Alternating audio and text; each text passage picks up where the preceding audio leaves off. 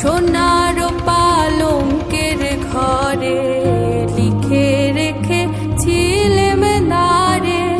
যাও পাখি বলো তারে, সে যেন ভোলে